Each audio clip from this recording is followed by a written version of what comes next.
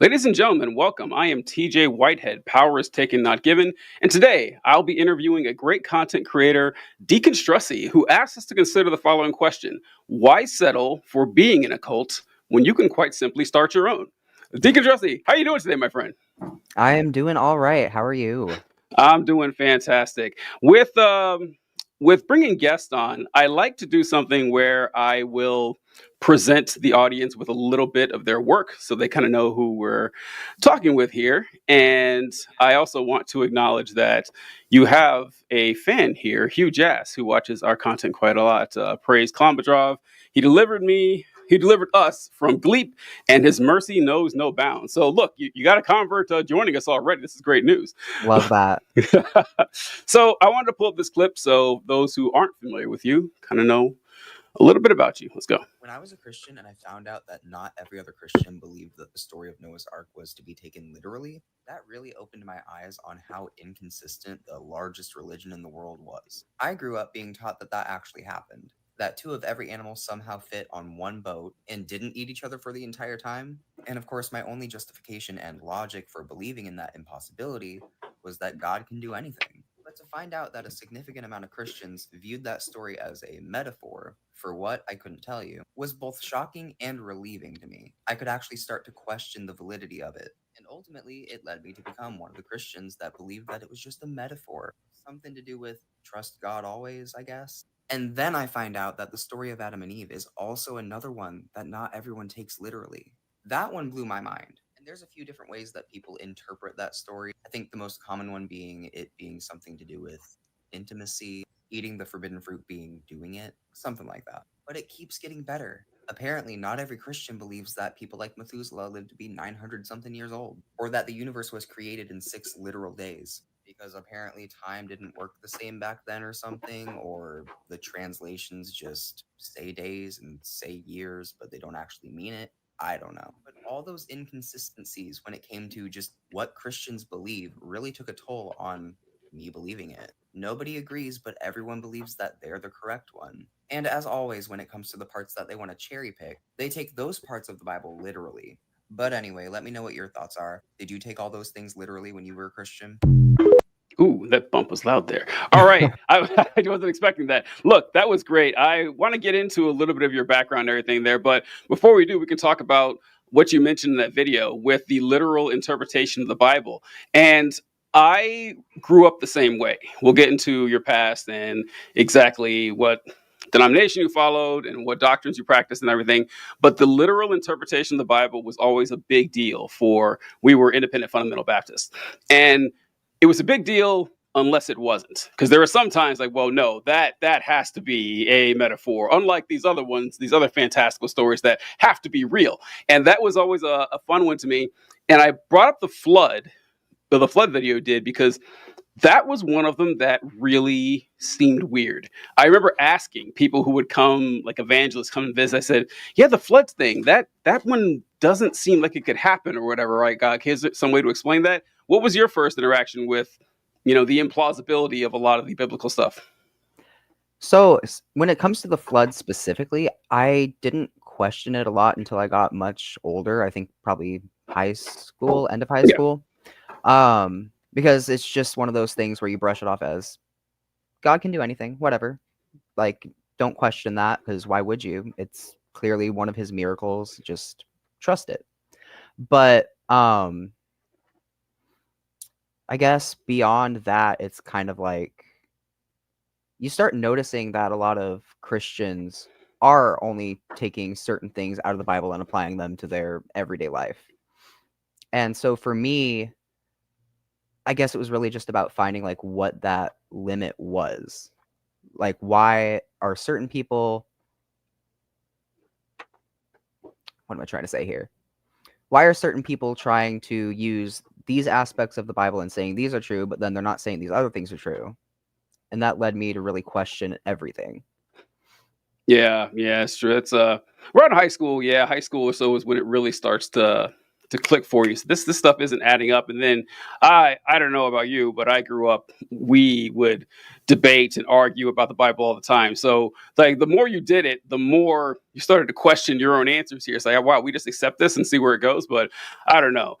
But okay, let's get into a little bit about you, my friend. I've been meaning to try to talk to you on a live or a YouTube video or something for a very long time now. I don't even know when I started following you, but it was quite a while ago. And I see Garby the cat says, Columbia be with you. Great guests, love their stuff. Fire, fantastic. I can't wait to get to the Columbia drop stuff. Like how you came up with that, I don't know, but I love it. And I'm always shocked to hear something like this, but with a content creator as prolific as you are, that sometimes I'll run across it in these videos where people say this is their first time doing like a YouTube interview. Is that correct? So this is probably I think this is my third one. Okay, third. Okay, so pretty new to it and everything. And you mentioned your camera quality, because when I started doing this about, man, a year and a half, maybe 2 years ago is when I started doing YouTube interviews and stuff like that. And I could actually, no, it goes all the way back to TikTok, actually. I started doing TikTok maybe 3.5 years ago. And I can't believe how obsessive I've become with angles and lighting and audio quality, just stuff that I watch my old content and I can't believe anybody watched it. It is horrible. It is horrendous. It is just, I have no understanding of what I'm doing. I mean, what I said was great, top notch shit. Don't worry. But I'm saying, but the presentation left a lot to be desired. And now I obsess over it. Like the background and stuff I have here, like meticulous. Took like 8 months before I'm like, okay, I can relax, because if I'm looking at it and if something's a little bit off, it just really irks me. So it was funny when you mentioned like, I don't like the camera quality. So yep, I do that all the time. Yeah, I cracked the blinds open just a bit to get a little more light in to see if that would help anything. But it's funny. Oh, wow. Yeah, it is kind of hilarious. But all right, could you let us know a little bit about your background? You know, where you grew up, what your influences were, and how you first got involved in Christianity? Yeah, so from as young as I can remember, I believed in God. I was just raised in a Christian family. We were specifically Lutheran, Evangelical Lutheran, ELCA. We were actually, I know it's going to sound weird, but we were actually a pretty reasonably liberal church, at least from my understanding, because there were a couple different people that I knew in my church that I found out had come out of the closet. And they were accepting, at least from what I could tell. So that was kind of nice to find out in my later years, even as I was kind of on my way out of going to church. But yeah, I don't really have any trauma stories from my church, surprisingly. Obviously, looking back, there were some things that you think about, like revisiting the lyrics of some of those hymns, talking about the blood of Christ and just like sacrifices, and you're just kind of like, we have kids in the congregation singing these words, not having a clue what they're even singing about. But yeah, I went to a Christian preschool, Sunday school every week, Bible school every summer. I had my confirmation class, went to confirmation camp, baptized, obviously. Junior year and senior year are the only 2 years of school that I was not at a Christian school. But yeah. So I'm glad you mentioned the hymns. I will say there are some trappings and familiarities of being not just culturally a Christian, because most Americans are culturally Christians. You know, like our names, half of them come from the Bible. We practice religious Christian holidays, and we have Christians expressions or expressions from the Bible, like David and Goliath, stuff like that. Like that's pretty much all of us. But someone who grew up actually enmeshed in it and immersed in the teachings and the doctrines and church attendance and all. And there are a few things I miss from it. I do miss a lot of the hymns, because a lot of them fucking slap, man. A lot of hymns are great. I love. There are some good ones. There are some really good ones, man. Like, man, get out of here. We talk about Christmas music. Yeah, I mean, I love Christmas music all day long, but the creepiness of a lot of them stands out a lot. And I never noticed it until I was actually pretty young. I used to watch horror movies with my mom all the time. And the reason this happened is because I'm the oldest kid. And when my mom was young, she really liked watching horror films. My dad hates watching movies. Any movie, doesn't matter. My dad watches movies, falls asleep immediately. He's done. He doesn't care at all. And so he's always been that way, I guess. So mom doesn't want to watch the horror movies alone. And so she dragged dad in the room and make him watch him. And then when I was born and I kind of went up the walk and talk, like, okay, all right, I got someone to watch movies with. So, 7-year-old TJ is watching these violent horror films that I probably shouldn't have watched, but I had to do it for mom. And we've kind of bonded over those throughout the years. And I remember watching one movie. It is this B-grade horror film from probably the mid 1990s or early 1990s called Demon Wind. And I remember watching this, and the movie opens up with these close-up images of Jesus and crosses and candles, and you hear a church congregation singing in the background, "Are you washed in the blood of the Lamb?" And as I'm watching it, I was like, oh, wow, this song is kind of scary. This song is really creepy. It's like, and then you think of all the songs that focus on blood, like, there is a fountain filled with blood drawn from Emmanuel's veins. Sinners plunge beneath that flood, lose all the guilty stains. It's like, oh, yeah, there's a lot of blood imagery here. It's kind of creepy. That's when I first caught it. It took me like probably 10, 12 more years before it really hit home. But yeah, I'm glad you noticed that because that is kind of weird, right? Yeah, I attended a relative's wedding a few months ago, and just some of the song choices had me revisit, because like I had kind of clocked it a while ago, but that just like brought it all up again in my head. It was like, wow, blood everywhere at a wedding. Okay. Like not where you would expect, right? And I didn't know that Lutherans did confirmation too. In fact, I'm not entirely sure what confirmation is for Catholics either. I know it's something they go through when they're teenagers or something like that, or preteens, when I guess they make sure you know what you're talking about with the faith. Like, how does that work?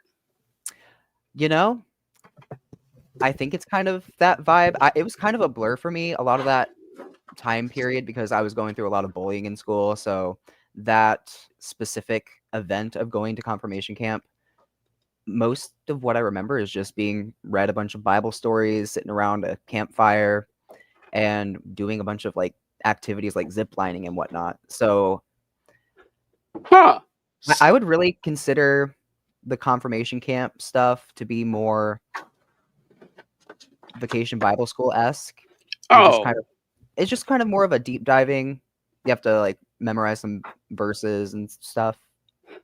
But that's kind of disappointing. I always assumed there was like a test. It sounds like a test, right? Confirmation? There was like, I know we had to memorize a bunch of stuff in the catechism. Mm-hmm. And I remember that at the confirmation camp, we did this thing where it was like the Romans versus the Christians or whatever, where you like, one team is the Romans, the other ones are the followers of Christ, and you have to make sure that you don't let the Romans catch you because they'll put you to death or whatever. that Christian fantasy of being persecuted, Yeah. Can't have. Wow. That is. Yeah, I didn't know that. Great news actually. We got Robert here saying that Jesus loves you all. It's not too late. Were you aware of this?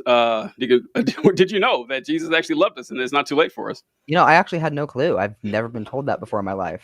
Not one time, right? This is thank you, Robert. We appreciate that. Yeah, I'm gonna assume that they're praying for me as well. Oh, no one's ever prayed for me. So. Yeah, I mean, I never hear that. I can't tell you the last time anyone's mentioned that they would pray for me. It's I do like using that in reverse though. Whenever I criticize religion in general or Christianity in specific, and someone will say, "This is wrong. How dare you question the power of God? God can do anything. You shouldn't be saying this." I like to respond with, "Well, you should pray for me to stop." If that's the case, keep doing that, and we'll see how long it takes for God to actually put the brakes on this. Yep. And with the what's it called? The literal interpretation of the Bible you're talking about there. I didn't expect you to say that it wasn't quite as draconian as a lot of people saw with religion, like the rules and stuff. And we'll get into that. But you mentioned in the video with Adam and Eve and how the fruit could be representative or something. Like sex is one thing you mentioned. I think I have heard that. I don't know if I've ever heard a Christian say that, but I've heard people talk about that one. That one seems odd, doesn't it? Right? Yeah, no. I've had Christians in my comments whenever I bring up the story of Adam and Eve and like how snakes can't talk and like just like pointing out like just the silliness of the story. Then I get Christians in my comments saying, well, it's a metaphor. You know, like there wasn't actually a fruit. The fruit was when they first got intimate with each other and they weren't supposed to or something. Oh, okay. Like, okay. That's an odd one and everything. The other one that I like to mention with the literalism and all that is, especially, I can't speak for Christians throughout history or Christians in other parts of the country, other parts of the world, but from the part like Western society that I'm familiar with, you don't hear a lot of Christians talk about the literal nature of Jesus's advice or Jesus's proclamations on how to receive eternal life. In the New Testament, he tells everyone, every fucking one of them, sell all your goods, give them to the poor, and follow me. Like without exception, he says that's how you will enter in the kingdom of heaven. All of a sudden, then, this is just an example of how one rich guy just loved his goods so much that he couldn't follow Jesus. And I say, well, apparently you do too. Apparently you love your goods too much, because it seemed pretty clear to me you don't take that part literally. Yeah, I think it's very strange how they can't even follow the basic teaching of Jesus of love your neighbor. So how are we going to expect them to give away their goods? Yeah, not going to happen. All right, so you mentioned that the structure they had for you wasn't as strict as it is for a lot of folks. Like I grew up in a denomination that was, oh, were they political? When I attended, they weren't. And Hmm. I'm going to have faith that the church that I went to is still not very political. Okay. All right. So what was it then? What was it that started drifting you away from the faith? You know, it was really just getting older, and I've always been a very logic-based person.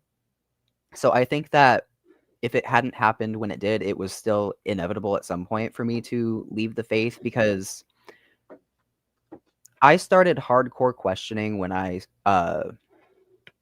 stopped going to church and when I started going to a non-Christian school. I think that's when the questions really started going in or coming into my head. Ugh. But yeah, I was just getting older and like learning how to actually think critically, realizing that the Bible is making all these claims, but there's not really any outside evidence to back those claims. And eventually it just got harder and harder to convince myself that God existed. I think one thing that also contributed was that I'm gay, and I viewed that as wrong, even though my church specifically wasn't like extremely openly saying like that's a bad thing to be. Hmm. I still knew enough Christians that viewed that as a bad thing, including my parents. So I would pray to God to make me straight. And Mm. eventually I was just like, okay, he's either okay with me not being straight or he's just not there. Because I was surrounded by all these Christians that were saying that God exists, God's doing all these things in my life. And I'm like, okay, well, obviously God exists because everyone else is saying that he's doing things for them. But for me, I never had that. So I believed, but I was wondering what's going on that he's doing things for them and not me. And eventually it just kind of led, along with the critical thinking, to me realizing that he's probably not actually there and these people are just convincing themselves that he is. Hmm.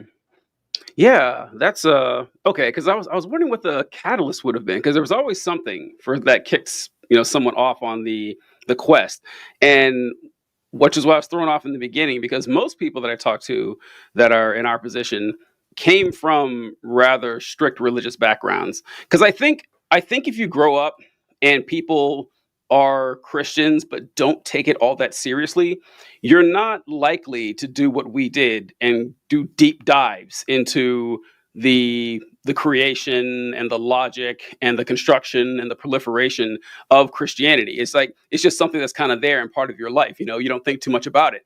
And I was wondering what that was. A lot of people, it is some sort of trauma. It wasn't necessarily trauma for me. It was like it was taking it very, very seriously. And I know you got to feel this way. That is kind of the part that's the most insulting about doing content or having conversations about religion and religious deconstruction, is that you will have people who will swear up and down that this is the most important aspect of humanity, that there's nothing more vital than this information contained in this book and the religion, that's used as the venue of proclaiming its message, and don't know anything about it. Yeah, I mean, I would say that a lot of Christians would probably consider my parents to be lukewarm Christians. Mm-hmm. They love that term. They Like, do. my mother is, like, a very godly woman. Like, she goes to church every Sunday. She believes with all her heart. Like, there's nothing I could do to convince her otherwise, and that's fine. That's her belief. Her faith helped her get through cancer. Awesome. I still view it as a coping mechanism because it really was. But we didn't even pray before meals unless we were out with, like, another Christian family. It felt very performative in that sense. But yeah, I don't know. I didn't really have, like, that intense upbringing that pushed me away from it like a lot of Christians did, and I think I'm kind of unique with that as a deconstruction account because I don't have that trauma necessarily. At least I don't think I have any religious trauma that I can recall. Maybe deep down in there I do, but I don't know. Huh, yeah, that is fascinating. So, what made you decide to get into? Well, actually, I'll back up a little bit. You mentioned your mom and how she still believes and everything, and you said it was from cancer and everything that during her. Well, I do acknowledge that in a lot of ways.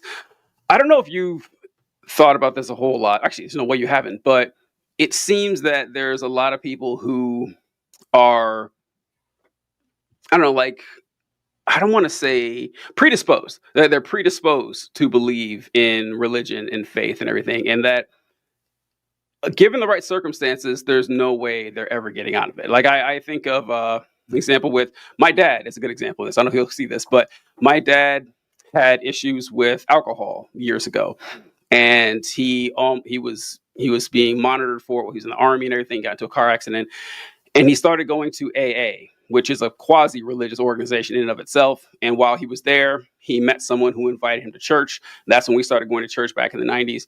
And my dad hasn't had, as far as I know, he hasn't had a drop of alcohol in 30 years. And if I were him, I don't think I would ever break away from belief in God, right? I mean, the proof is right in front of him that my life was like this one day, and I sought after God. I heeded his counsel. I read his word. I felt the power of God, and if not for that, I might not be alive today. I would never fall. I'll never fault him for believing God at all. I'm not going to say, oh, this guy's stupid. I wouldn't say that because my dad anyway. But this guy is stupid, and this guy is unreasonable and everything, because when you have that, I can't replace that personal experience. So I do understand that part, but it's kind of hard to have a conversation that way because I still don't believe it. There's very few polite ways to tell someone, I think the most important thing in your life is nonsense. It is very difficult to do. I mean, as I'm sure you know. Yeah, I've tried to talk to my mom, just not even to make her an atheist, but to explain to her why I am. And she pretty much always just kind of shuts down. She's like, oh, I have to do something else. And she'll, like, get off the call or whatever. Not even like me calling her specifically to, like, talk to her about this stuff, but like if it gets brought up, because she actually kind of brings up religion a lot with me. I remember one day she messaged me, I think when it was something about Pope Francis, Mhm. which I don't know why, as a Lutheran, she's even worried about the Pope. But she was like, "Did you hear that Pope Francis is okay with gay people?" I'm just like, "Okay, I don't care. What does that have to do with me? I don't believe still, so whatever he's saying doesn't apply to me." But I think she deep down is still holding on hope that I Yeah. will come back. But It, yeah. it must be that is when you said that, I had the same thought. It's like, wow, like Martin Luther is rolling over in his grave right now. You I think know. the reason Protestantism exists is because of this guy, and you're worried about what the Pope thinks? That's kind of weird. We got a comment here, Conservative to the Ozarks. That's such a great insight that usually people who deconstruct and become atheists or lose their faith are typically people who actually take their faith the most seriously. Yeah, and okay, so with your mom, has she, well, over time I've kind of noticed this, and people who didn't take religion seriously or know anything about it. Still kind of the same with that. But there has been an increase in the what's the word I'm looking for? In the intensity of people who were already religious and how seriously they take it now over the last 10, 15 years or so. So like your mom, you said she'd be called a lukewarm Christian. Great. If for those of you who didn't grow up Christian, that probably doesn't mean anything to you, but they do say that a lot. There's a whole Bible verse about it and everything. They always spew you out of Jesus's mouth. Has she taken this faith more seriously, or become more intense, or become more conservative over the years, or along with other Christians, you know? So, she and I don't talk a ton, but Mhm. I don't think that she's really changed too much in her views. Hmm. I mean, the cancer thing was back in like 2014, when she first like got the diagnosis, I believe. And I know like 4 or 5 years prior, she had like switched over to every car ride we had to have Joy FM on. If you don't know what that is, it's like a Joy Christian FM. radio. Wow. I always say that if you see a Joy FM bumper sticker, you know you're behind a bad driver. But yeah, I don't think that she's any more intense from what I can tell. But there was definitely some sort of a switch at one point prior to the cancer diagnosis that I thought was interesting, because we used to just listen to like regular radio, just pop music, whatever. And then she eventually switched over to only Christian radio. So I thought that was strange. I don't know what the catalyst for that was. This is an unplanned tangent here, but when you mentioned Joy FM, I haven't heard that. I feel like Obi-Wan Kenobi. There's a name I haven't heard in a long, long time. Like Joy FM is a throwback right there. I don't think people can properly appreciate the cringiness of Christian culture that tries to appropriate modern contemporary culture, and how hilarious and awful it is. Like you will see do you remember when they had t-shirts that would mimic popular companies, but they would change the font to read like something Yeah. Christian? I mean, they still do that. I remember like the Ford logo, the Ford slogan used to be "Have you driven a Ford lately?" But the shirt would have "Have you spoken to the Lord lately?" written in the Oh my Ford God. logo. Yeah, I remember that one. When Red Dead Redemption 2 came out, I saw a picture of a church that had a billboard in front of it, one of those marquees, and it had what looked like the Red Dead Redemption, the sun in the background, the cowboys walking across the ground, and it said "Real life redemption through Jesus Christ" and everything. I Oh, love this stuff fun. because it's so horrible. And there's no part of the culture that I find more offensive than the music. Listening to contemporary Christian music should be a war crime. Like the Geneva Convention should have this written down somewhere, that you can't force anyone to subject themselves to this audio torture. I remember as a kid, I would hear people. So when I grew up in my faith, we weren't allowed to listen to, rock music. Any music with a 2/4 beat was evil. That syncopation came from the tribes of Africa where they worship demons, and so it's bad for you to listen to that. That's kind of what they taught. And the when CCM came out, all the kids and all the young Christians thought they'd try to be cool, and they would try, oh, we'll listen to this. We'll seem cool and hip and everything like that. And even back then I said, no, this stuff is awful. This is terrible. This is the worst music I've ever heard. And the conservative teachers that I had, the clergy members, they would say, well, you guys know that these CCM artists, they're not even actual Christian artists. They are just artists who couldn't make it in the actual secular music game. No, I've And heard that. it's true. Yeah, it's true. And you can tell by listening to the music, it's fucking garbage. It's dog shit. It is horrible. So yeah, sorry that you had to go through that as well. Yeah, I mean, I think I have like I don't remember any specific names, but I think I have seen like some people who started off in the Christian contemporary music, and then once they finally like made a name for themselves, they can get out of it Yeah. and start doing other things. Of course. Yeah. Who wants to be there? It's like Christian, or not Christian, but conservative comedians. No one grows up dreaming of being a right-wing comedian. Like you want to be a regular comedian, you don't make it, and then you start doing the conservative circuits, and they will laugh at anything. One of my favorite things to do is play clips of conservative comedy and watching the stuff they laugh at, because it's just clapter. It's not really telling jokes at all. It's just saying stuff that will get applause lines. But I don't know. That's pretty bad here. So we sure own the libs, right? no, really, yes. That's really all it is. There was, what is a woman? Ha, they don't know what a woman is. Crowd just starts clapping and everything. So that's not funny. That's not a joke at all. I like to say that I think Donald Trump is the only funny conservative comedian. That I always say, like, Donald Trump does make me laugh with a lot of shit that he says. Like, he's a terrible human being, a scourge in society. I wish nothing but the worst for him. But he does have great comedic chops. When it comes to like reading a crowd and finding out a quick phrase that he'll catch on to, I think he's pretty good at it. And you talked about your mom. When you came out as actually before I asked about this, what was the moment where you realized that you were an atheist? That's always fun for me, people, like when it finally dawns on them. So I think I kind of came to the full realization that I wasn't convinced anymore when I was in college, about like 19 years old. I always generically just say, yeah, I was a Christian for about 20 years, which, I mean, that includes 1, 2, 3, 4 years old, but whatever. We'll just go with whatever. Yeah, but yeah. In college. Well, I mean, go ahead.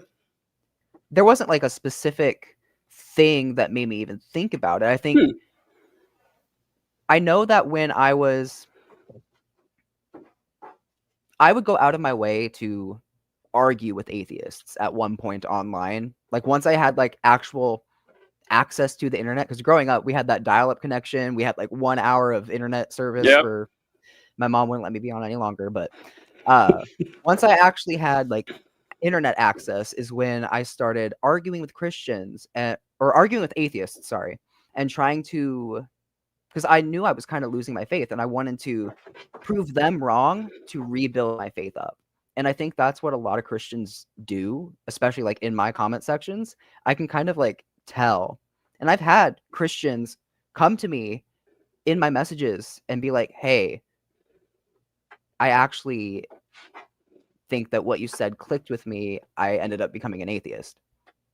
And that's not the goal. That's never the goal, is to like get Christians to become atheists. The goal is to have people listen to an atheist perspective. And if it resonates with you, it resonates with you. But yeah, I would argue with Christians and it kind of backfired. And it made me doubt even more. And then I started watching atheist YouTube content. People like Jacqueline Glenn. I don't know if you know who that is. No, not familiar. She is a pastor's daughter. And I watched her atheist content starting in like 2015, 2016, really hardcore. And I also watched Mr. Atheist. I don't know if you know who that is. No, I don't either of these. Wow. This is Jimmy Snow is his name. But yeah, he goes by Mr. Atheist as well. I actually have him on my friends list on my Switch. Yeah. Cool. But yeah, I watched atheist creators and that kind of solidified it to me.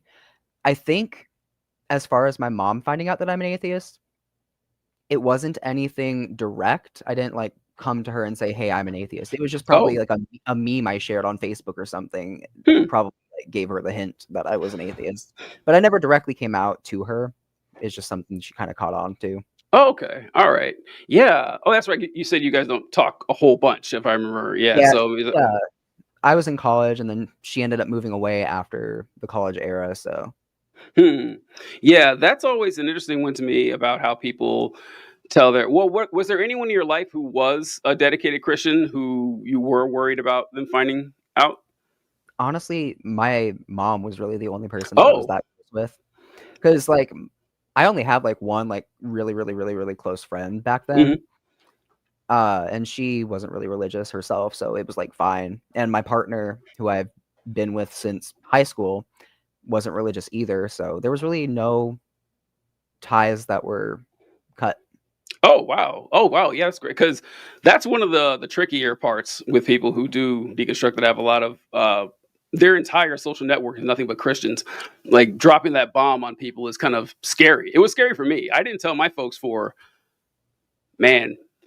probably 6-7 years. I think I kept that to myself, not because I was afraid of them disowning me or anything like that, which is like a lot of bad case scenarios we'll see with folks, but I just didn't want my folks to lose sleep at night thinking that their son was going to spend eternity in hell. I don't want to put them through that. So that's kind of tough right there. But I like that you mentioned the goal in making this sort of content. And you said that your goal isn't necessarily to deconvert people, but to put the information out there, and you can do with it what you will, for, education, entertainment value. Is that correct? Yeah, I mean, the most frustrating thing for me to see in my comments is just incorrect information. I'm not here trying to convert you to atheism. Yeah. But I'm trying to make sure that you're not believing this stuff that isn't even true. Like, they found Noah's Ark. No, they didn't. Like, these heavily debunked things that people just blindly accept, they just heard it from a Christian and they just go with it because it helps their confirmation bias instead of actually like looking into it for 3 minutes. Yeah, it's and religion relies so heavily on that. It's one of those situations like, when someone does something and you just have to wonder, like, why is this happening? And this happens a lot when people who are not forced to do so will get involved in a conversation on religion, for example, and they will write with no shame, yes, Noah's Ark has been discovered, it's been proven, they know it's real. And it's like, why? You don't have to do that. You can just check and see if that's correct or not. And then when you call them out on it, no shame. No shame at all. They'll move on to something else. Well, they actually found blood under the hill of Golgotha that had half the chromosomes a human being has. Like, what are you doing here? Why are you wasting your time like this? Like, I have to know how these folks' brains work. Like, whenever they die, I need people to dissect it, like find out what's going on here, because there's an issue. Yeah, the blood one's one of my favorites that I didn't even know about when I was a Christian. So I found this out as an atheist creator. Oh, great. Oh, wow. There are Christians that believe that apparently the blood of Christ was found, and within it had 23 chromosomes from Mary, which they somehow confirmed, and 1 chromosome from God, which means 24 chromosomes, which means that he has the same amount of chromosomes as a snail. I get all sorts of praise sneeze us comments now. That's whenever great. I respond to that. Yeah, with no shame and fear about it at all. I started out, so I became an atheist around, I was probably 27, 28 years old. And I had deconstructed from Christianity during college. During college, I was doing a study. I went to a Baptist school, and we had this week called Baptist Heritage Week, in which the entire point of it was to demonstrate that Baptists were the correct, or at least the most correct, denomination of Christianity. And I was really excited about this because I loved arguing with other Christians as well, showing like why we believe what we believe.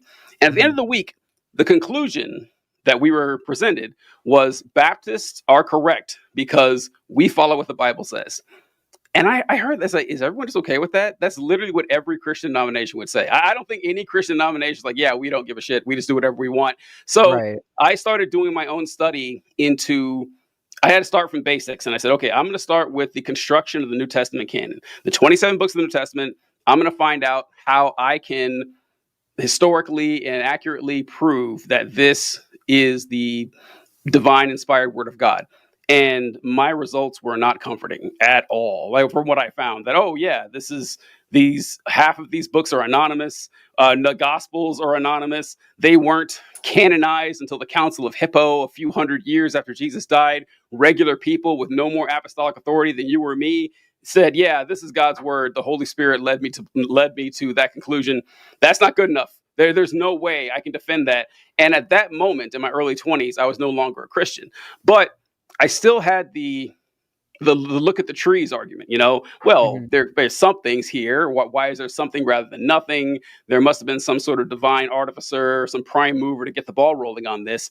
And I don't believe that this deity, this being answers prayers or has a birthday party set up for me after I die. I don't believe anything like that, but there's got to be something there. And after a while, it took years, literally years, I kind of realized there's no difference between a God that doesn't interact with its creation and a God that doesn't exist. It kind of just popped on me. Like, I just realized that out of nowhere. And I think that once you get out of the organized religion aspect, like a lot of like ex-Christians do, um, I'm not part of Christianity anymore, but I believe in a deity that Yep. lasts for a bit, and then oftentimes it just kind of falls off. Another thing I find interesting, based on what you were mentioning earlier, is the Bible being used as a guidebook for life is just so bizarre to me looking from the outside, because it's really just a series of different books Hmm. compiled together, and it has all sorts of rules for like different situations back in that time period, and people are trying to apply that to now, and it's just strange to me that these people are trying to apply that to current days when it's just so outdated. Like, sure, love your neighbor, be kind to one another, those are universal things, though not exclusive to the Bible. Yeah, it's insanity. It's insane to try to do it, and the hoops that they'll jump through to try to defend this by, I, I mean, what, especially with the parts the Bible, the parts the Bible misses, I think are easy to kind of gloss over because, oh well, why would the Bible mention anything about whether it's morally okay to smoke cigarettes? They didn't have cigarettes back then. Yeah, you got to kind of decipher it your own there. But when the Bible gets something clearly wrong, that's when you really got to say, okay, what's going on? And I'm sure this has happened with you and your experience with the hoops people will jump through to defend biblical slavery. Hilarious. Like, you know what Oh I'm talking god, about? if your slave doesn't die within the first couple of days, it's totally fine to beat them. Yeah. I'm sorry, what, can we maybe just have an 11th commandment, or take out one of the don't have other gods, don't have graven images, blah blah blah, like put don't have slaves. Or how about a very clear, unambiguous age of consent? That would be cool. That would be a That good would be one. nice too, yeah. Yeah. Not there, by the way. For those of you wondering, nowhere in the Bible can you find God saying, "Hey, it's wrong to fuck kids." He doesn't say it. It never Or happens. what about when they defend the age that Mary was, as if she being like between 12 and 16 was okay to be impregnated by a god? Mind you, she wasn't asked if she wanted to do it. Even if she was like older, she wasn't asked. She was told what was going to happen to her, and she said, "May God's will be," or whatever. Yeah. It's like when you run across that, you just have to ask yourself, okay, is this really what I want to place the foundation of my morality on? And it does get tricky because maybe like you grew up in a different type of Christianity, but I grew up in a type that took everything the Bible said very seriously. I mean, at least we pretended to. And when there was something that was difficult, that, like, for example, God said, "Well, you got to genocide this entire town, like the men, women, children, infants, old people, animals. By the way, they got to go too." It was weird. It's like, well, I'm sure God has some sort of plan for this or whatever. But I got to find some way to square the circle. I understand the predicament because I was there before, where you have to find some way to rationalize something you can't control.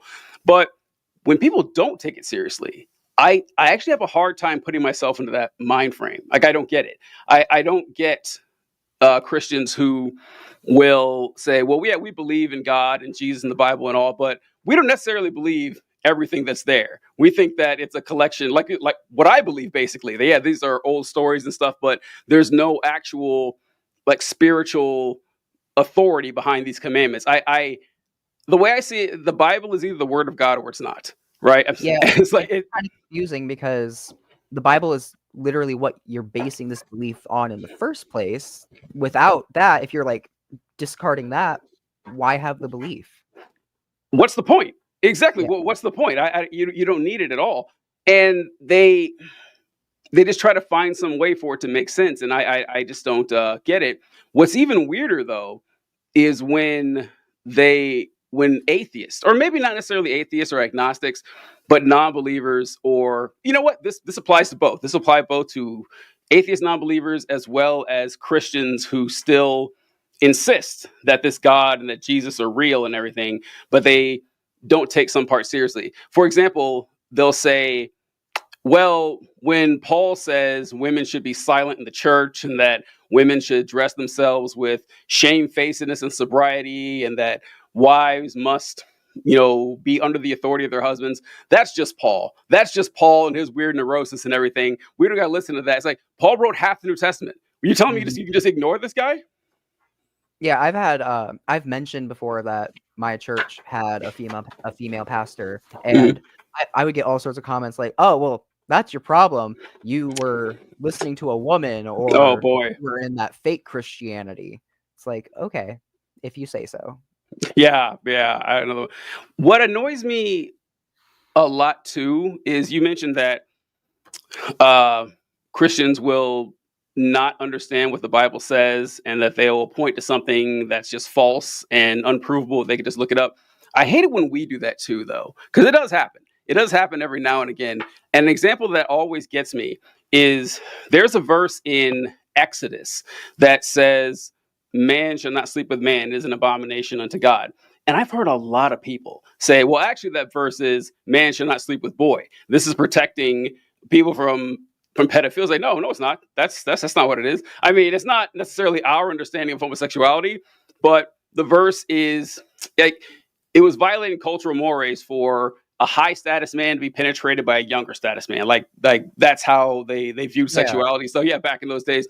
And this is not protecting children from sexual predation because the penalty for this is death for both people. So you don't have to.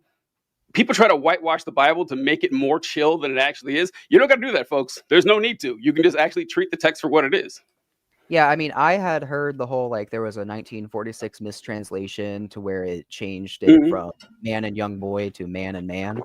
And from my understanding, it is man and man. But the Bible doesn't say anything about like actual like consenting, loving relations, to my understanding, Mhm.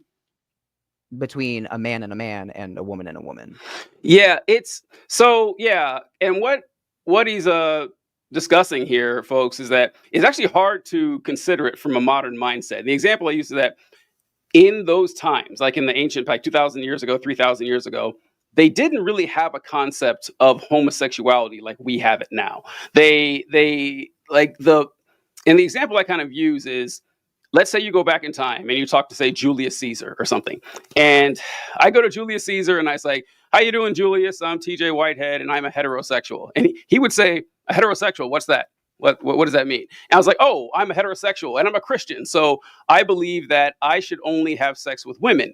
If I have sex with men, that is wrong. I can't do that." It would confuse him. He wouldn't know what I was talking about. It would be no different that if someone came up to you and said, "Yeah, I only have sex with redheads. I think it's a crime to have sex with anyone other than redheads." You'd be like, "What? What? This doesn't make sense at all." It's like it's a category that only formulated in modern times. So yeah, the Bible is not going to come right out and say this one way or the other. It just wouldn't exist that way. Yeah. Yeah. So it's and the goal with this content creation, like, what made you decide to actually start getting into it? Like, what kicked it off for you? Yeah, so my best friend finally convinced me to get TikTok. So I got TikTok, and I think it was like 2021 maybe. Mhm. And I was very like, I don't want to watch cringe dance videos, but I got it and I started making videos with her. And then I was like, okay, this is kind of fun. Maybe I can make something that'll go viral. So I had used a trending sound to try to get viral, and the topic of the video was how I came out as Uh-oh. gay to my Video mom. for Mhm. And that and I got all sorts of Christians in my comments that were saying horrible things. In a previous video, I had mentioned breast cancer because I was talking about my dad. So some people had already seen that, and they were saying horrible things about my mother, and like that's why she got cancer, is because she Oh. accepted being gay, blah blah blah, all sorts of things. So that's what kicked off me responding to Christians in my comments, and I ended up getting a following for that kind of a thing. So I just kind of stuck with it, like LGBT stuff and ex-Christian stuff, because that's just what people started following me for. Wow. So you just like stumbled into it then. Wasn't my intention, and it's so funny when I get people, well, why do you have an account dedicated to bashing Christianity? Because Christians came to me first. They don't seem to understand that without them inserting themselves into every space, people aren't gonna be pushing back at them so much. So was the name of your account Deconstrussy originally? No. It was just my name, but things got a little sketchy with death threats and whatnot from the Christians, so Oh I my ended up God. changing the name to Oh my this, God. make Oh it a little wow. bit more difficult. Oh, I've had my address written down in my TikTok lives before. Ugh. Jesus. Consider. Yeah, folks, it is a rough game out there. It's funny. I was it's funny because one of the things I like to say a lot, for those of you who don't know, I don't know how you couldn't following this account and watching this video, but Deconstrussy has a large following. And I always joke with people who say, yo, I started doing content creation and I had no plans and no idea it would get big. I never believed them. Like, come on, man. Come on. I know this game. I know the folks who get involved in this. Like, ego's got to be massive. And, but no, you genuinely just like stumbled into it. You were playing the comments and it kind of grew from that. Yeah, so it grew from that on my first account, which we'll get into that. I had about 50,000 followers at one point, and all of a sudden I'm banned. Ugh. Like, just permanent account ban. So that was frustrating. I did have an alternate account at that point that had like half the amount of followers. Really sucked losing 50,000 followers though. So I took like 2 weeks off because I was just like depressed because I built that up. But eventually I got back into it, and I started a Sunday school series. Oh, I don't know if yeah. you remember those, but little Miss Jimothy, something. What was her name? Miss Stormpus. Yes. Yeah. And the very first one that I did was a recreation of one that I did on my old account. But this time it went super viral, and it got me like 100,000 followers really quick. And then I just kept that series going, and that was one of the biggest things that helped boost my following so much at the beginning. And from there, it just kind of kept snowballing. All right. So, what were you going to say about your first account then? You said that we can talk about that later. What were you going to mention about your first account? Oh, just that it's been, I guess I've said what I wanted to say about it. It got away. I got to it way quicker than I expected. Yeah. All right. So, I got to know, what was the impetus with Kilometrov? How did this get kickstarted? The formulation, I have to know the story on this. So, I wanted to come up with something that was just silly. And just the letter L and the letter B, they just sound silly to me. That's why I did Klombadrov, I did Florbalglip, like just all these like silly little things. Yeah. So yeah, one day I made a video. I decided to mirror how silly Christians sounded to non-Christians. So I was like, oh, praise Klombadrov, he's gonna save you from your gleep so that you don't go to suffer forever with the Florbalglip.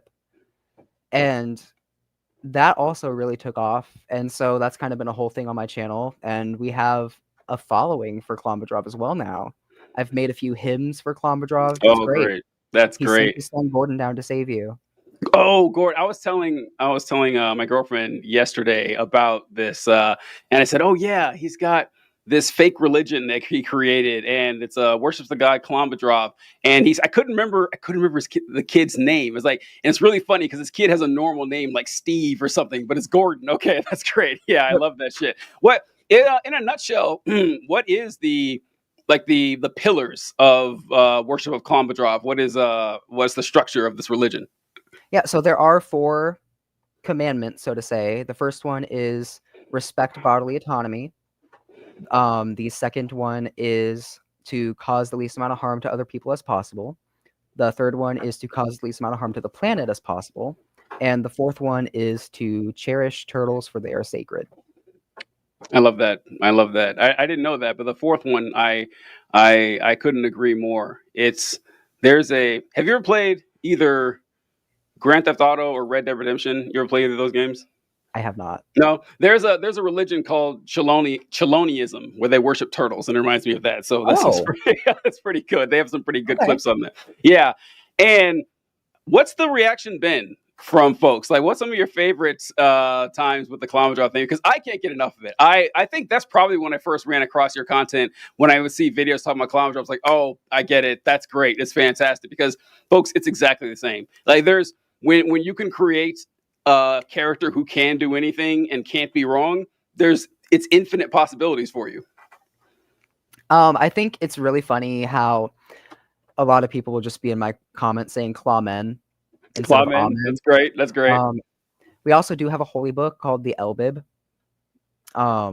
The Bible actually stole from the Elbib. They flipped Elbib backwards and made Bible. So God forbid they be original just once. But yeah, I don't know, just seeing people go at the Christians that are being annoying in my comment sections and just like saying Klombadrov will save you from your gleep, repent, turn to him, he loves you no matter what.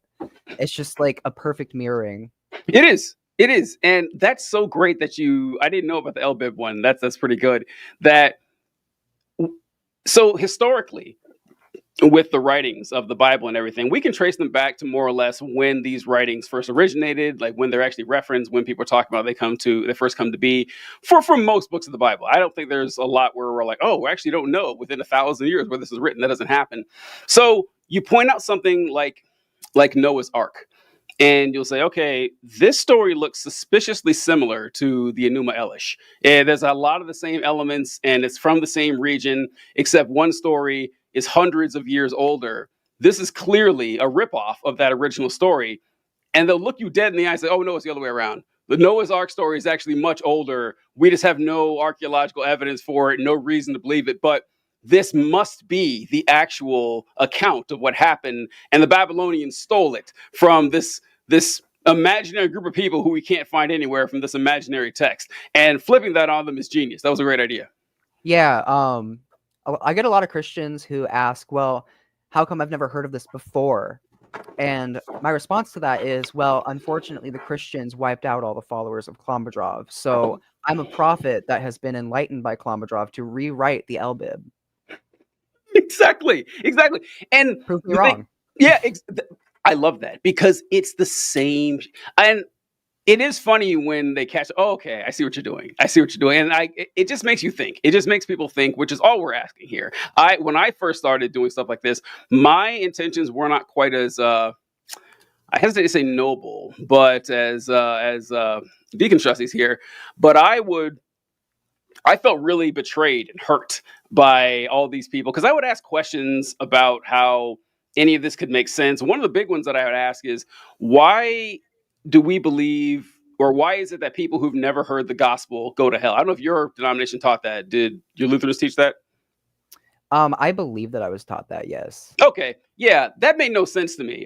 And the response is that, well, if you read the book of Romans, it says that, what does it say? That those who see the world have no excuse. They know that God is real. Mm-hmm. And so I said, okay, I got that. I can see that. But there's nothing about looking at the trees that tells you that the God you know exists is a triune deity who spoke reality into existence, who had a kid in Bronze Age Palestine, who died on a cross. You could never figure that out. And people would say, well, if they pray hard enough, God will send them someone. And I would ask, well, you're to like the entire Western Hemisphere, like North and South America. Nobody heard about Jesus until 1,500 years after he died. You're telling me 0 people in 1.5 millennia actually sought out the one true God? How was that possible? And then you get into the crazy stuff. Well, maybe some Christian missionaries did make it there, and we just don't know about it. So, okay, we are. This is a joke now. Like this, yeah, it is. It's hilarious.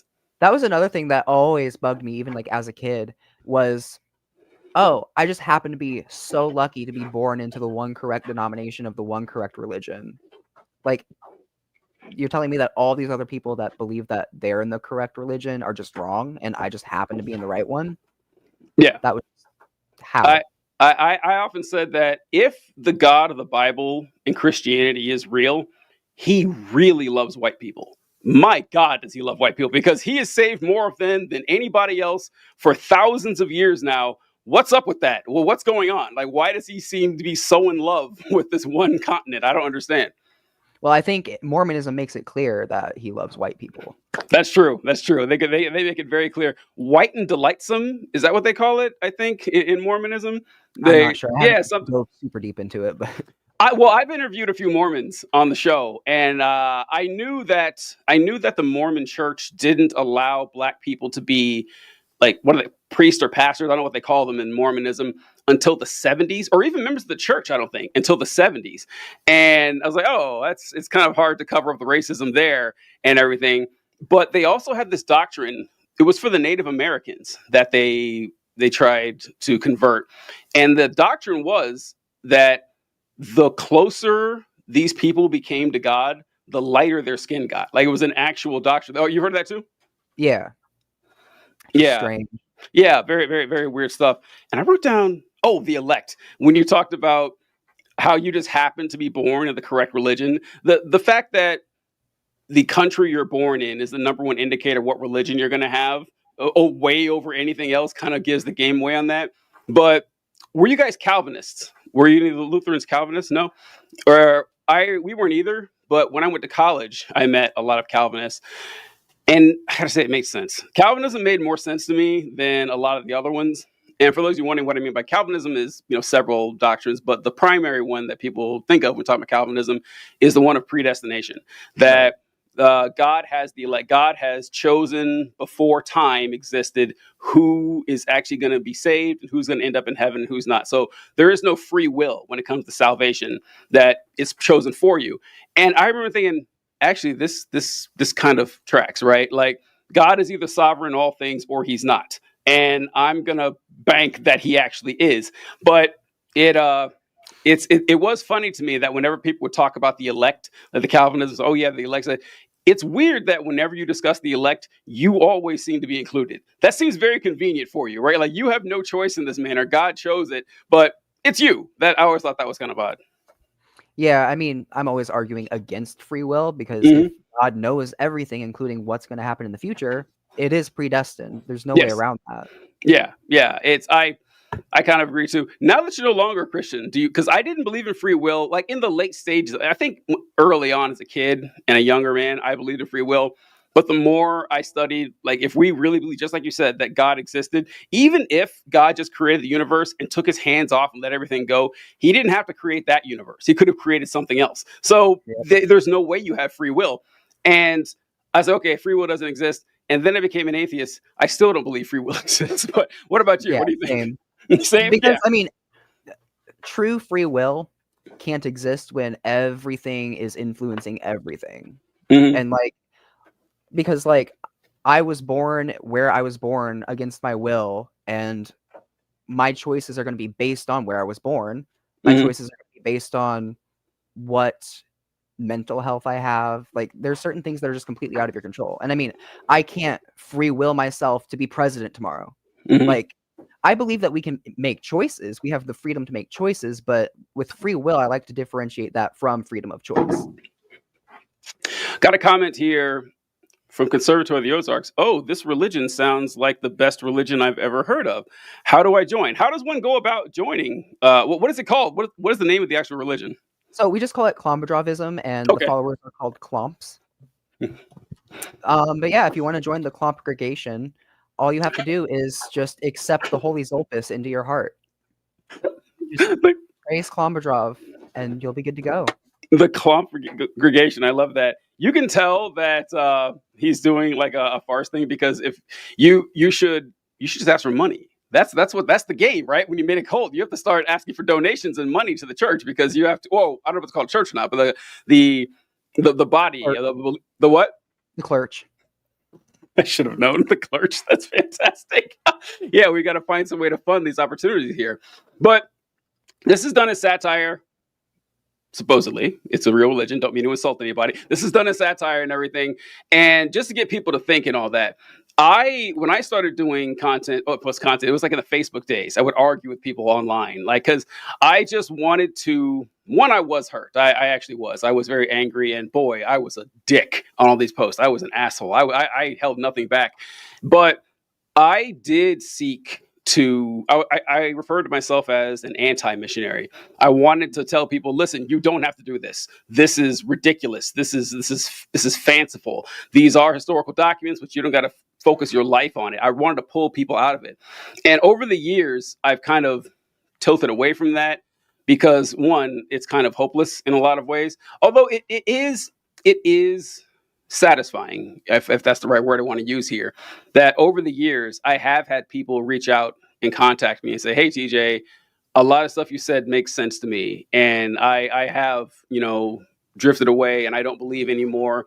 And they get it's kind of sad because a lot of them can't tell their families and friends. A lot of them are married to people who are still true believers, and they can't tell them.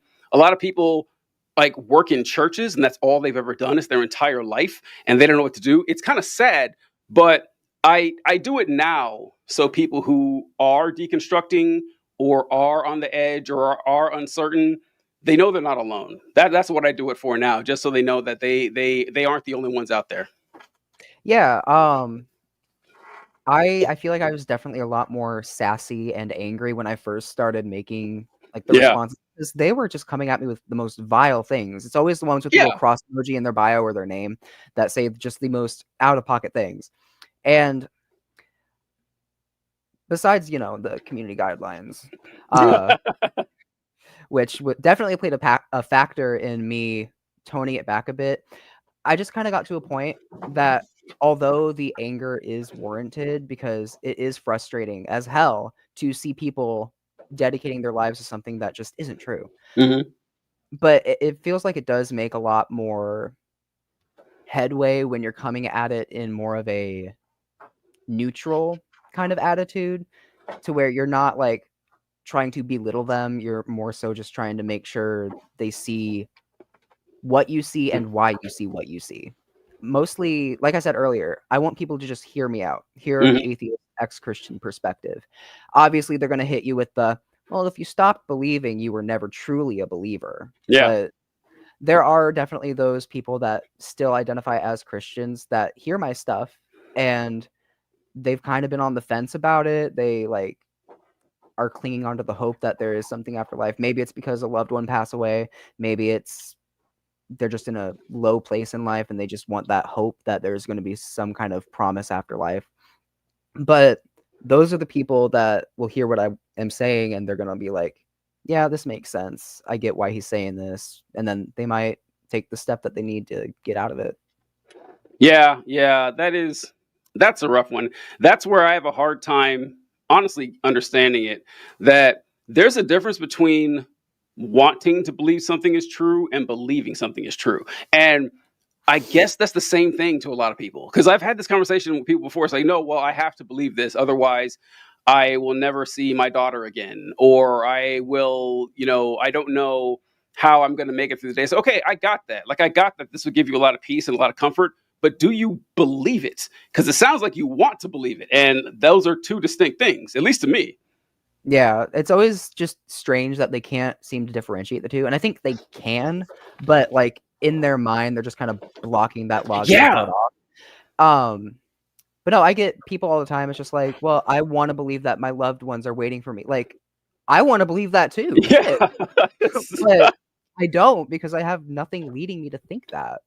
There's just no evidence that I'm ever going to see the loved ones that have passed away again. And like, I'd rather just come to terms with it than delude myself, Do you think it's to me, it sounds like a Pascal's wager type of thing. And for those of you wondering, I forget, like people don't know this phrase sometimes, wonder what we mean by that. Is Pascal's wager is it's better to believe that God exists and be right than not believe that God exists and be wrong, is essentially what it is. Because, if you're wrong about God not being real, then you end up in hell. Or if you're wrong about God being real, you're in heaven. Or right about God being real, you're in heaven. And that was always a weird one. And I know you have the same thoughts on this, because like you think you're going to trick God like this. You think you're going to fool him into thinking, oh, I actually did believe. No, he can read your mind. It seems that you're thinking you have a lower opinion of God if you believe that's going to work. But they have to. That's the only way it makes sense. Yeah, I view that as just in case belief. Mm-hmm. It's not actual belief. It's just like an insurance policy. Like, well, I'll go ahead and believe in God just in case he's real. That way I can go to heaven. Because if I don't believe and I'm wrong, then I end up in hell. That would be bad. Like, it's not how it works. That's not how genuine belief works. Yes, it's not even how belief works. That's the funny part. And this is also something that people have a hard time accepting. When I deconstructed, I was telling a girl I was dating at the time, and she was a believer. And she was telling me, well, why can't you just believe? And I says, well, I don't really have a choice. She says, well, yeah, you do. And I tried saying, the example I used was, okay, if we were standing in front of a stop sign and you asked me what color the stop sign was, I would say it's red. And you said it's green. You couldn't ask me, well, can't you just believe it's green? I can't. I mean, I'm looking right at it. It's red. I can't trick myself into thinking it's green. I could say it, but I'm not going to believe it. And she's like, that doesn't make sense. I don't understand. So what are you talking about? I don't get it. Make sense? Like, I don't get how that doesn't click in their heads. There's two things that made me want to bring up as well. Mhm. I usually say that belief is kind of like a preference. Like, I don't believe in God because I just am not convinced. I can't control that. In the same way, I do like pizza because it tastes good. I don't choose to like pizza. It's just something that my body likes. It tastes good to me. Some other people might not like pizza, and that's not them choosing to not like pizza. That's just something that they simply cannot like. And the other thing that I wanted to say was that they seem to what's the word? Conflate belief and worship, because they're always saying, well, if God just showed himself to you, then you would be forced to worship and love him. Like, no, I'd be forced to like be convinced of him, sure, but that's never been a choice in the first place. By him not revealing himself to me, I'm being forced to not worship him, because I can't worship something that I don't know to be there. You can't interact with things that you don't know to exist. You can't walk a dog that I don't have. That, even as a Christian, that was always the least convincing argument anyone ever gave me.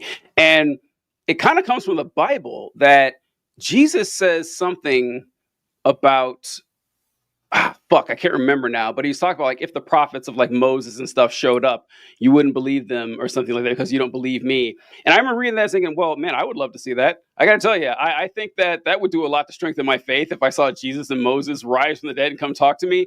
And people, you say this is like, well, hey, if God showed up, wouldn't that, if God's mission really is to save as much of humanity as he can, do you think he's putting forth his best effort? It doesn't seem that way to me. It seems like him just vanishing. There's no way, if God showed up and showed people that he was God, convinced them any way that he could, did magic tricks and all that, there's no chance the number of believers would go down, right? There's no chance. I mean, I don't think it would stay the same. I think it would skyrocket. But it doesn't fix the problem, because what you said, that belief is not the same thing as worship and acceptance. And the example I use on this all the time is that Satan saw God when he went to work every morning. Like, Satan worked right alongside God with heaven, and he still rebelled against them. He still didn't fall and worship him. So if Satan can get that evidence and still fall, why can't we? Why aren't we given that option?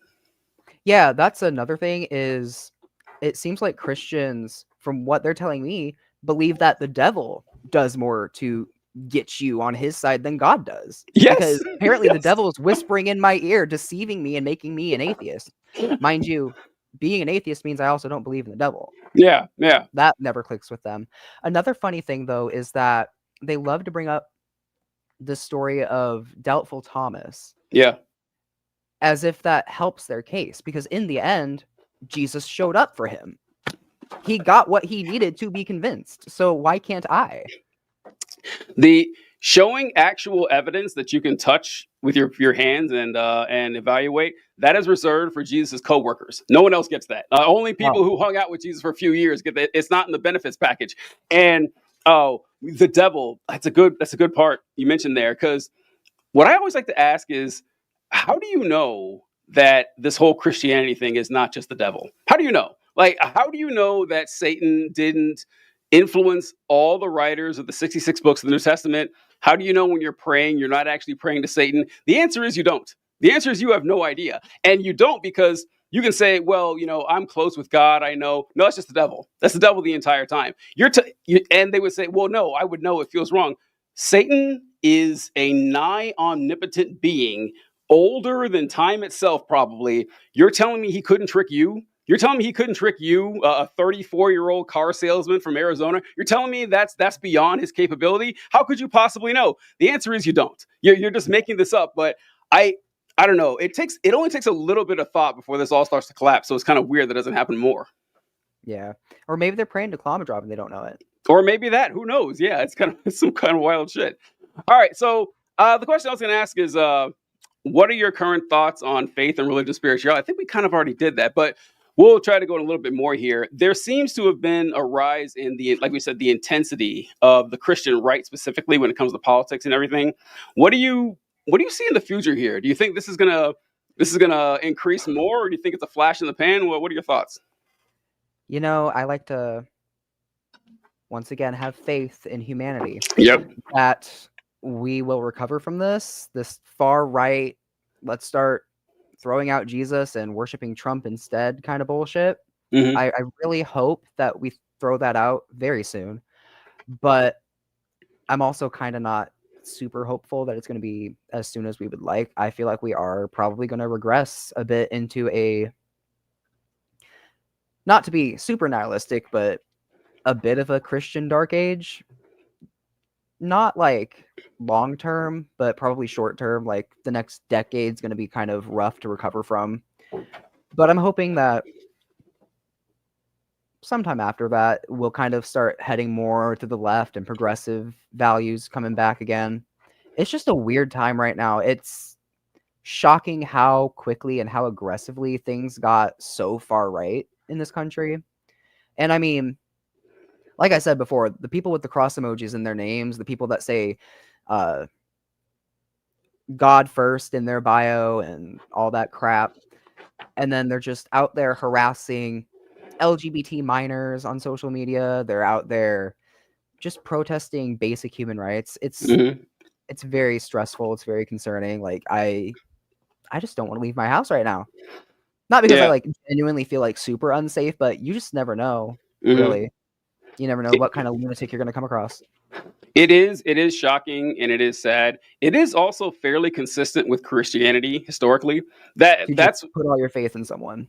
Yeah, it's whenever people, I mean, I get why we do it. I do it too, where especially when it comes to the teachings of Jesus, that there are a lot of teachings of Jesus I think are garbage and actually quite bad, but there are plenty that you can point to. Primarily his views on rich people. Jesus never had one good word to say about rich people his entire ministry. I do got to give Jesus credit on that there's nothing he enjoyed more than shitting on rich people. But the people who have the crosses in their bios and everything worship the rich. They worship mammon over God 7 days a week. They think that being poor is some sort of moral failing, stuff that Jesus would have never said or never pointed out and everything.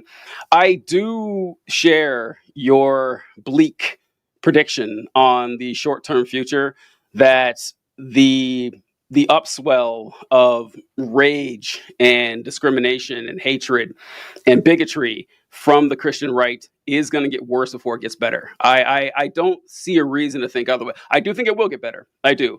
But I have a hard time seeing why this would just stop all of a sudden, like tomorrow morning. That's not going to happen. And I forgot to mention that this is kind of consistent throughout history, because I don't like when people say, I mean, we don't say this, but when people say that, well, these folks who are the bigots and the Trump supporters, they're not real Christians. Yes, the fuck they are. What are you talking about? I hate that so much, because listen, you're telling me Klansmen or conquistadors, name your Pope who ordered pogroms and crusades, or Spanish inquisitors. You're telling me those folks weren't real Christians? Folks who took Christianity more seriously than you probably take anything in your life? Yes, they were. At that point, there's no sense in calling anybody a Christian. Like, Christian isn't synonymous with good person or kind person.